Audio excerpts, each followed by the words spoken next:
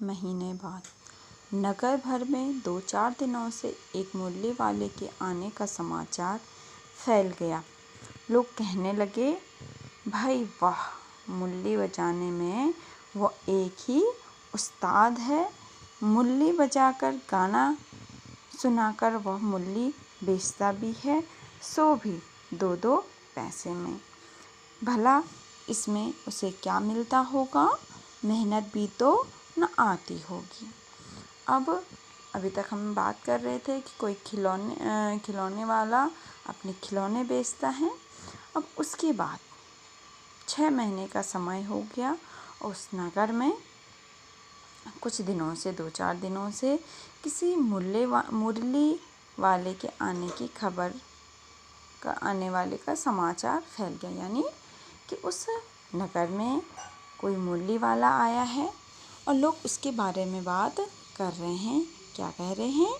भाई वाह, कि अरे वह एक मुरली वाला है और जो मुरली बजाने में एक ही उस्ताद है। उस्ताद का अर्थ होता है जो किसी काम में निपुण होता है, मतलब जिसको परफेक्टली कोई काम करना आता है, बहुत अच्छी ढंग से कोई काम करता है। तो वो कह रहे हैं मुरली बजाने में वह एक ही उस्ताद है। एक उस्ताद मतलब गुरु भी होता है। गुरु किसे कहते हैं? कि जो किसी काम में निपुण होता है वही होता है। तो वो कह रहे हैं कि मुरली बजाने में वो क्या है? निपुण है।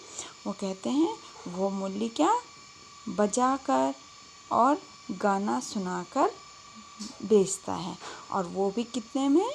2-2 पैसे में। वो महंगा भी नहीं बेचता, सिर्फ 2 पैसे में अपनी मुरली बेचता है। और फिर वो आपस में बात कर रहे हैं कि अरे 2 पैसे, इतनी सस्ती वो मुरली बेचता है तो उसमें उसको क्या मिलता होगा। अब कोई भी दुकान वाले सामान बेचते हैं तो ऐसे तो नहीं बेचते होंगे, वो उसकी लागत भी लगाते हैं जो उसमें खर्चा आया है, और जो उनकी अपनी कमाई भी होती है उसी में, तो उसको सारा पैसा जोड़कर ही आपको सामान बेचते हैं। वो तो नगर वाले कह रहे हैं कि वो सिर्फ 2 पैसे में बेचता है तो उससे उसको कितनी क्या कमाई होती होगी। उसमें उसकी जो मेहनत लगी होगी या जो उसमें खर्चा आता होगा वो भी उसका पूरा नहीं होता होगा। एक व्यक्ति ने पूछ लिया, कैसा है वह मुरली वाला? मैंने तो उसे देखा ही नहीं। कुछ लोग आपस में बात कर रहे हैं तो उनमें से एक व्यक्ति ने क्या कहा, तो मुरली वाला कैसा है? मैंने तो उसे आज तक देखा नहीं। तो दूसरा व्यक्ति कहता है, उम्र तो अभी उसकी अधिक नहीं होगी, क्योंकि बहुत ज़्यादा उम्र वाला नहीं है, यही 30-32 साल का, लगभग 30-32 साल का कोई युवक है। और कैसा है?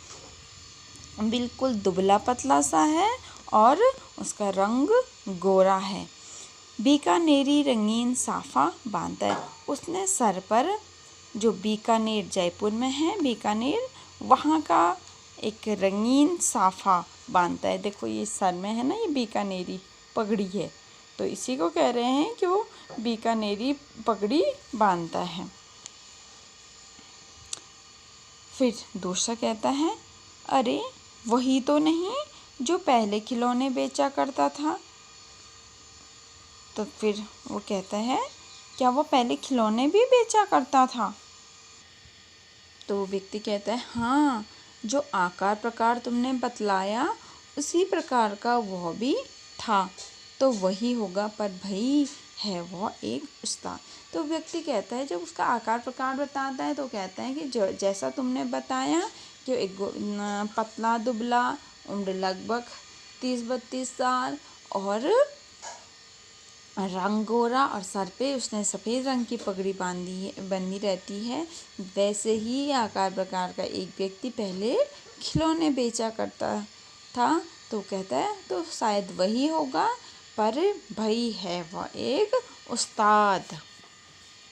आगे प्रतिदिन इसी प्रकार उस मुरली वाले की चर्चा होती, हमेशा ही लोग आपस में इस प्रकार की बातें करते उसके बारे में। प्रतिदिन नगर की प्रत्येक गली में उसका मादक मृदुल स्वर सुनाई पड़ता, बच्चों को बहलाने वाला मुरलिया वाला। ऐसे ही प्रतिदिन उस गली, हर गली में उसका मादक, नशीला, मादक का अर्थ मैंने आपको पहले बताया था, नशीला, और मृदुल का अर्थ होता है मीठा। उसका नशीला मीठा स्वर सुनाई पड़ता और क्या कहता, उस मीठे स्वर में क्या कहता, बच्चों को बहलाने वाला, मुरलिया वाला। पहले क्या कहता था वो, बच्चों को बहलाने वाला, खिलौने वाला। अब मुरली बेचता है तब कहता है मुरलिया वाला।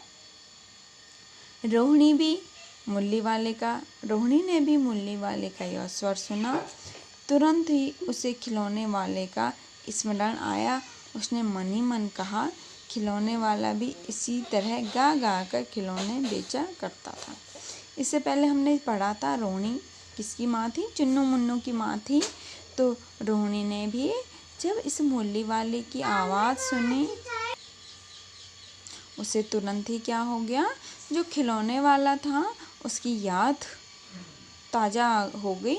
उसने अपने मन ही मन में कहा, अरे जो खिलौने वाला था वो भी इसी तरह गा गा कर अपने खिलौने बेचा करता था। रोहिणी उठकर अपने पति विजय बाबू के पास गई और उसने कहा, जरा उस मुरली वाले को बुलाओ तो चुन्नू मुन्नू के लिए ले लूं, क्या पता या फिर इधर आए ना आए। वे भी जान पड़ता है पार्क में खेलने निकल गए हैं। अब रोहिणी उठी और उसके पति का नाम क्या था, विजय। पहले आपने सुना था कि उनको उसके राय विजय बहादुर का था ना, तो शॉर्ट में क्या कह रहे हैं, विजय। तो अपने जो पति विजय बाबू के पास गई और उनको कहा, अरे जो मुरली वाला है उसको ज़रा बुलाओ तो, मैं क्या करती हूँ, चुन्नू मुन्नू के लिए भी मुरली ले लेती हूँ। हो सकता है कि क्या पता कि वो फिर इधर ना आए। और वे भी कौन, चुन्नू मुन्नू, लगता है कि वो पार्क में खेलने के लिए निकल गए हैं। विजय बाबू एक समाचार पत्र पढ़ रहे थे। उसी तरह उसे लिए हुए दरवाजे पर आकर मुरली वाले से बोले, क्यों भाई, किस तरह देते हो मुरली। जो विजय बाबू भी उठे और उन्होंने क्या किया, वो उस समय समाचार पत्र न्यूज़पेपर पढ़ रहे थे। उन्होंने उस समाचार पत्र को उसी प्रकार से, जिस प्रकार वो पढ़ रहे थे उसी प्रकार से हाथ में लेकर के दरवाजे तक गए और उस मुरली वाले को कहा, अरे मुरली वाले, कैसे दे रहे हो तुम, कितने की दे रहे हो एक मुरली। किसी की टोपी गली में गिर पड़ी, किसी का जूता पार्क में ही छूट गया, किसी की सोथनी पाजामा ही ढीली होकर लटक आई। इस तरह दौड़ते हाँफते हुए बच्चों का झुंड आ पहुंचा। एक स्वर में सब बोल उठे, अम्बी लेंदे मुल्ली और अम्बी लेंदे मुल्ली। अब जैसे ही बच्चों ने मुरली वाले की आवाज़ सुनी, वो भी भागते और वहाँ पे आ पहुँचे। और कैसे, भागते भागते किसी की टोपी ही गली में गिर गई और किसी ने जूता उतारा हुआ रहा होगा पार्क में खेलते खेलते। तो जैसे सुना मुरली की आवाज़, वो ऐसे भागे, उन्होंने जूते का होश ही नहीं रहा, पार्क में ही छूट गया। और किसी की सोथनी कहते हैं पाजामा, जो पजामा होता है उसको, तो किसी की पजामा क्या हो गया, ढीली होकर के लटक गई। और इस प्रकार भागते हुए इन बच्चों का झुंड वहाँ पर आ पहुँचा और सभी एक ही आवाज़ में बोले, हम भी लेंदे मुरली की, मतलब हम भी, जो मैं भी क्या करूँगा, मुरली लूँगा। बच्चे अपनी आवाज़ जो तोतली आवाज़ में बोल रहे, हम भी लेंदे यानी मुरली, यानी मैं भी क्या करूँगा, मुरली लूँगा। मुरली वाला हर्ष गदगद हो उठा। हर्ष गदगद मतलब हर्ष का अर्थ होता है प्रसन्न, अत्यधिक खुश होकर हो गया और बोला, सबको देंगे भैया, कि क्या, मैं सबको ही मुरली दूंगा, लेकिन जरा रुको, ठहरो, एक एक को देने दो, अभी हम इतनी जल्दी कहीं लौट थोड़े ही जाएंगे। मुरली, जैसे बच्चों में होड़ मची तो मुरली वाले ने कहा, अरे रुक जाओ, सबको ही मिल जाएगी, मैं सबको ही मुरली दूंगा और हर एक को दूंगा, आप ऐसी जल्दबाजी मत करो, और मैं कहीं इतनी जल्दी नहीं लौट कर जा रहा हूँ, मैं क्या मूली बेचने ही यहाँ पर आया हूँ और मेरे पास इस समय मूलियों की कमी भी नहीं है। मेरे पास 1-2 मूली नहीं है, टोटल पूरी कितनी है 57 मूली हैं।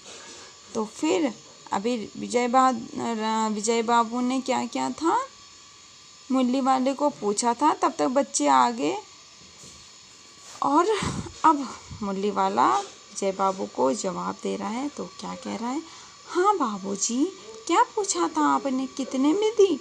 दी तो वैसे 3-3 पैसे के हिसाब से, पर आपको 2-2 पैसे में ही दूंगा। तो जो विजय बाबू को मूली वाला क्या कहता है, अरे आपने क्या पूछा था कि कितने में दी?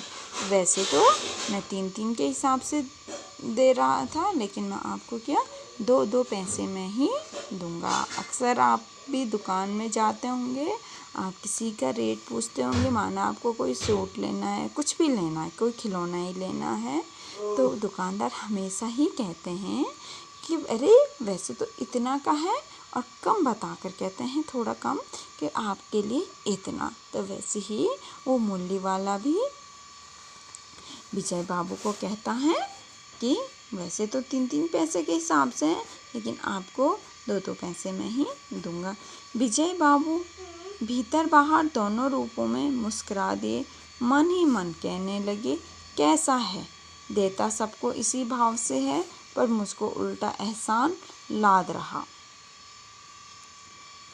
अब विजय बाबू क्या, जैसे उसने कहा कि आपके लिए तो बस 2-2 पैसे में ही है, तो वो अंदर बाहर मतलब मन के अंदर भी हंसा और सामने भी उसके चेहरे पे मुस्कुराहट आई, और मन ही मन क्या कहने लगा कि ये कैसा आदमी है, देता तो सबको इसी भाव से, इसी भाव यानी 2-2 पैसे में ही देता होगा, पर मुझ पर उल्टा एहसान लाद रहा है, यानी मुझ पे एहसान कर रहा है कि 3 पैसे की मूली में तुम्हें क्या कर रहा हूँ, 2 पैसे में दे रहा हूँ, और इस एहसान यानी मुझ पे यह क्या एहसान हो रहा है।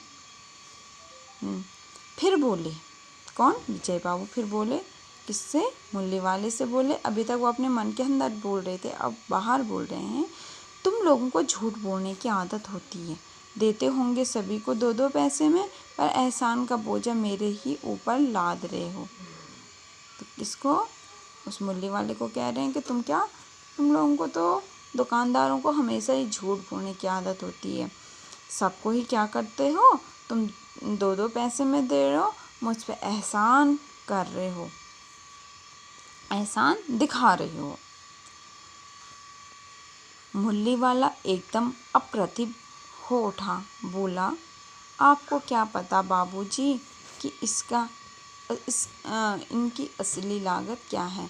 या तो ग्राहकों का दस्तूर होता है कि दुकानदार चाहे हानि उठाकर क्यों न बेचे, पर ग्राहक यही समझते हैं दुकानदार मुझे लूट रहा है। आप भला काहे को विश्वास करेंगे, लेकिन सच पूछिए तो बाबूजी, असली दाम 2 ही पैसा है। आप कहीं से 2 पैसे में ये मूली नहीं पा सकते। मैंने तो पूरी 1000 बनवाई थी, तब मुझे इस भाव से पड़ी है। अब जैसे ही विजय बाबू ने मूली वाले को कहा, अरे तुम लोग झूठ बोलते हो और मुझ पे क्या एहसान दिखा रहे हो, तो मूली वाला एकदम अप्रतिभ यानी वो उदास हो गया, निराश हो गया और बोला, आपको क्या पता बाबूजी कि आपको असली दाम का पता नहीं कि इसकी असली कीमत क्या है। यह तो ग्राहकों का दस्तूर का अर्थ होता है तरीका। यह ग्राहकों का तरीका होता है कि दुकानदार चाहे हानि उठाकर ही चीज़ क्यों न बेचे, पर ग्राहक यही समझते हैं कि दुकानदार मुझे लूट रहा है। कह रहे हैं कि ग्राहक हमेशा यही समझते हैं कि वो क्या, हमेशा दुकानदार मुझे लूट रहा है, पर आप भला काहे को विश्वास करें। वो कहते हैं कि आप मुझ पर क्यों विश्वास करेंगे कि मैं क्या इनको कम रेट में दे रहा हूँ, लेकिन सच पूछे तो बाबूजी असली दाम 2 ही पैसा है। वो कह रहे हैं, अरे बाबूजी, अगर आप सच मानोगे आप मेरी बात, मैं सच कह रहा हूँ कि जो असली कीमत इनकी 2 पैसा ही है। असली कीमत मतलब जो इनकी लागत, इनको बनवाने में जो खर्चा हुआ 2 पैसा ही हुआ। आप कहीं से 2 पैसे में ये मूली नहीं पा सकते। वो कहते हैं आप पूरे मार्केट में चले जाओ, कहीं से भी कोई और मूली बेचने वाला हो, उससे अगर आप खरीदो, कोई भी आपको इतनी कम कीमत में नहीं देगा। और वो कहता है मुझे कम में क्यों पड़ी ये, क्योंकि मैंने ये पूरी 1000 मूली बनवाई थी। और जब बहुत ज़्यादा वो सामान हम बनवाते हैं उनका रेट थोड़ा कम हो जाता है, तब मुझे इस भाव से पड़ी, तब जा कर के मुझे कम रेट में पड़ी। विजय बाबू बोले, अच्छा मुझे ज़्यादा वक्त नहीं, जल्दी से 2 ठो निकाल दो। विजय बाबू क्या कहते हैं, अरे मेरे पास ज़्यादा समय नहीं है, आप क्या करो जल्दी से 2 मूली निकाल दो। 2 मूलियाँ लेकर विजय बाबू फिर मकान के भीतर पहुँचे। मूली वाला देर तक उन बच्चों के झुंड में मूलियाँ बेचता रहा। उसके पास कई रंग की मूलियाँ थी। बच्चे जो रंग पसंद करते, मूली वाला उसी रंग की मूली निकाल देता। विजय बाबू तो मूली लेकर अंदर चले गए और जो मूली वाला बहुत देर तक बच्चों के झुंड में क्या करता, मूली बेच देता। उसके पास बहुत सारे रंग की मूलियाँ थी। बच्चे जिस भी रंग की मूली पसंद करते, मूली वाला उसको दे देता। तो मूली वाला बच्चों से बात करते हुए कहता है, यह बड़ी अच्छी मूली है, तुम यही ले लो बाबू। राजा बाबू तुम्हारे लायक तो बस यही है। हाँ, तो बच्चों को कह रहे हैं, जैसे अलग अलग बच्चों, किसी को अरे तुम ये वाली मूली लो, किसी को अरे राजा बाबू तुम्हारे लायक तो ये वाली है। फिर कोई बच्चा कहता मुझे ये वाली चाहिए, तो कहता है हाँ भैया तुमको यही देंगे। कौन सी, यही जो मूली है वही देंगे, ये लो। फिर किसी को कहते, जैसे कहते मुझे ये नहीं चाहिए, तो वो कहता तुमको वैसे नहीं चाहिए तो ये वाली ले लो। अच्छा, वो कहता मुझे नारंगी रंग की चाहिए, तो वो कहता अच्छा ये वाली लो। ले आए पैसे, किसी कोई पैसे लेना चाहते, तो मतलब बच्चों से बात हो रही है किसी कि अच्छा पैसे ये लो। कहते हैं तुमको पैसे नहीं मिले, अरे कोई बात नहीं, तुमने अम्मा से ठीक ढंग से पैसे ही नहीं मांगे होंगे। धोती पकड़कर पैरों में लिपटकर अम्मा से पैसे मांग जाते। बाबू, हाँ फिर जाओ, अब की बार मिल जाएंगे। दुअन्नी है, यानी 2 अठन्नी दुअन्नी होती थी पहले। तो कह रही हैं कि लो, क्या हुआ, लो वापस पैसे वापस ले लो, ठीक हो गया ना हिसाब। मतलब बच्चों से ये बातें हो रही हैं, मिल गए पैसे, देखो मैंने तरकीब अच्छी बताई। तो अच्छा अब तो किसी को नहीं लेना, मतलब सब, जब सारे बच्चों के पैसे मिल गए, सारे बच्चों को मूली मिल गई, तब कहते हैं अब किसी और को तो नहीं लेने, सबको मिल गई ना। तुम्हारी माँ के पास पैसे नहीं हैं, अच्छा तुम भी ये लो। अगर किसी बच्चे के पास पैसे नहीं भी होते हैं तो उसको भी मूली दे देता। अच्छा तो अब मैं चलता हूँ। इस तरह मूली वाला फिर आगे बढ़ गया।